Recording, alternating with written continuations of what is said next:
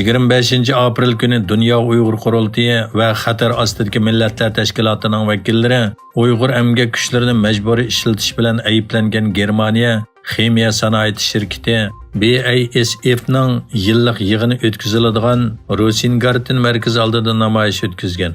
Dünya Uyg'ur Qurultiyining bu vaqtdagi bayonotidan qaraganda, shirkatning ijroiya direktori Martin Berudurumollar shirkatning yillik yig'inida Xitoy bozorini davomli echish, u yerdagi yangi zavodlarni qurish haqida so'z qilgan hamda o'zining Uyg'ur elidagi zavodlarda Uyg'ur majburiy emgak kuchlarining ishlatilganligini rad qilgan. Amerika davlat katibi Antony Blinken 4-ayning 24-kunidan 26-kunigacha Xitoyni ziyorat qildi. Egilinishcha, Amerika davlat ishlar katibi va Xitoy amaldorlari ikki taraflik munosabatdagi muhim nuqtalar va bir qator rayon va dunyoviy masalalarni muzokara qilgan.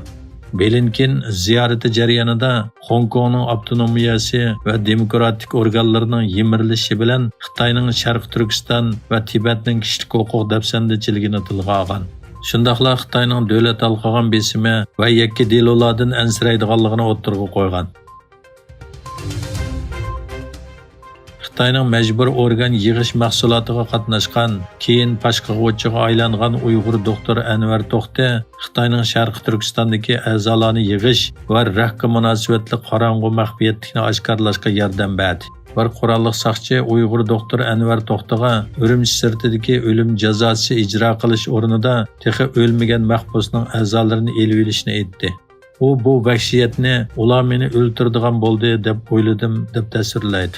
Bu 1995-yili bo'lib, Anvar To'xti Urumchi shahridagi Temir yo'l markazi doktorxonasida o'sma kasalliklari doktori bo'lib ishlagatadi. Onun Xitoyning Sharq Turkistondagi a'zolarni yig'ib olish jinoyati, shundaqla yadro sinoqlari bilan rak nisbatining yuqoriligi to'g'risidagi oshkorlashi uni 1998-yili oldi bilan Turkiyaga, ondan Londonga qaytishga majbur qilgan. 3 kunlik Xitoy ziyoratini oxirlashtirgan Amerika davlat ishlar katibi Antony Blinken Xitoyning Amerika saylamiga ta'sir ko'rsatish va aralashish urinishlari haqida dalillarning borligini aytdi. Egilinishcha, Amerika davlat ishlar katibi Blinken 26 aprel Xitoy ziyoratining oxirgi kuni Beijingda axborot yig'ini o'tkazib, agar Xitoy Rossiyaning Ukraina urushiga yordam berishni to'xtatmasa, Washingtonning Xitoyga qarshi tadbir qo'llanadiganligini ogohlantirgan. Iroqning Xitoydan CH-5 tipliq uçqusiz aeroplan setib olganligi Iran Osiyo qo'mondonlik shtabi tunishtirgan sini orqali isbotlandi.